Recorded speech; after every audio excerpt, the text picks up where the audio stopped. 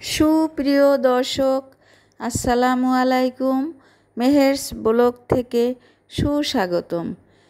চিংড়ি মাছ রান্নার রেসিপি নিয়ে হাজির হলাম। চিংড়ি মাছ রান্না করতে কী কী উপকরণ প্রয়োজন এক ঝলক দেখে নিন। আমি কতগুলো চিংড়ি মাছ কেটে নিয়েছি। একটি হাঁড়িতে পরিমাণ মতো তেল দিয়ে পেঁয়াজ কুচি দিয়ে হালকা করে ভেজে নিয়েছি। আমি দিয়ে দিচ্ছি রসুন বাটা, জিরা বাটা, কাঁচামরিচ বাটা, পেঁয়াজ বাটা দিয়ে একটু ভেজে নিচ্ছি। এখন দিয়ে দিচ্ছি নারকেল বাটা, একটু পানি দিয়ে নেড়ে নিচ্ছি।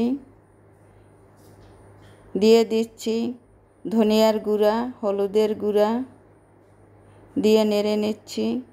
দিয়ে দিচ্ছি মরিচ বাটা, স্বাদ মতো লবণ। মশলা কষানোর জন্য পরিমাণ মতো পানি দিয়ে চিংড়ি মাছ দিয়ে দিচ্ছি।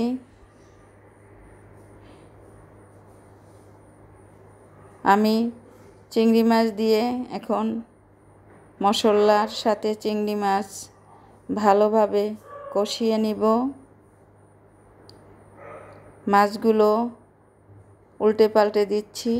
আমার মশলা কষানো হয়ে গিয়েছে। এখন আমি ভালোভাবে নেড়ে দিচ্ছি। দিয়ে দিচ্ছি রান্না করার জন্য পরিমাণ মতো পানি। আমি পানি দিয়ে আবারও রান্না করে নিব।